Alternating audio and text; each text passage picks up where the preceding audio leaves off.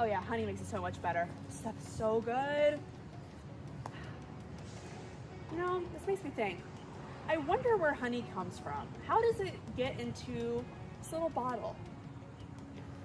Well, funny you should ask, Cheyenne. Oh, hey, Courtney B. Hey, how's it going? It's going good. Just enjoying some delicious honey with my tea. It makes it so sweet and yummy. Yes, honey is like my favorite food. Just saying. Really? Oh yeah. Do you happen to know how it's made? Actually, I do.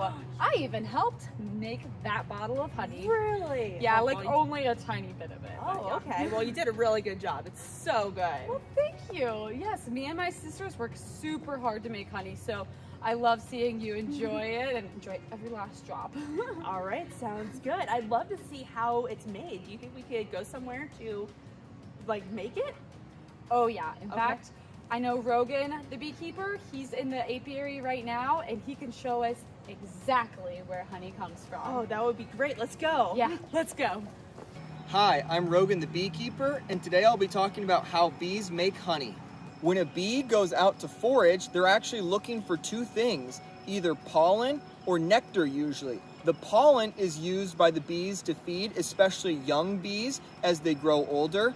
Meanwhile, the nectar is used as energy for bees. So when a bee comes back to the hive, it will have nectar, and then that nectar is then turned into honey, which can be stored over a longer period of time within the hive. When honeybees make honey, first they have to start with nectar because flowers don't naturally produce honey out there in the wild. So when a forager bee comes back, the forager bee will come back with its stomach full of nectar, and it will actually pass the nectar to another bee to be put into cells like this. And they'll be using their proboscis, which is actually their tongue, and so they're kind of like feeding it to the other workers. So then a worker bee will come into the hive and actually put the nectar into the cell.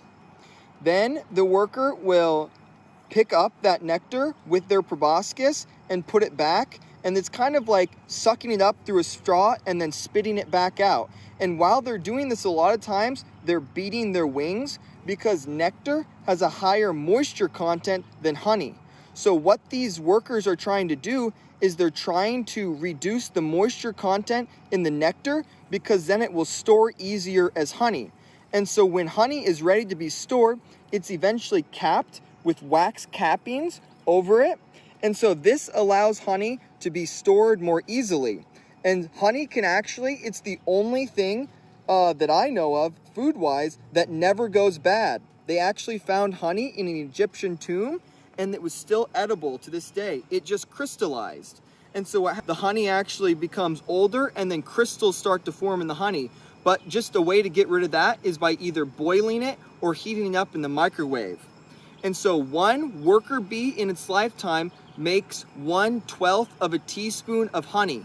So the next time that you go to the store and see 1 pound jar of honey, that's almost 1,500 worker bees' lifetimes of work in that one jar.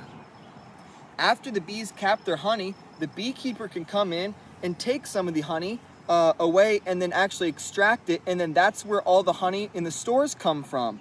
But also, the beekeeper makes sure to leave on plenty of honey for the workers to survive over winter. On this hive, you can see that there's already 2 deep boxes. Those will be filled with honey over winter so the bees can survive. We're only taking the excess from the 3rd box. You can also see that this box is shallower than the other 2. That's because this box is going to be a lot lighter when it's full of honey. Some of these boxes can weigh over 80 pounds.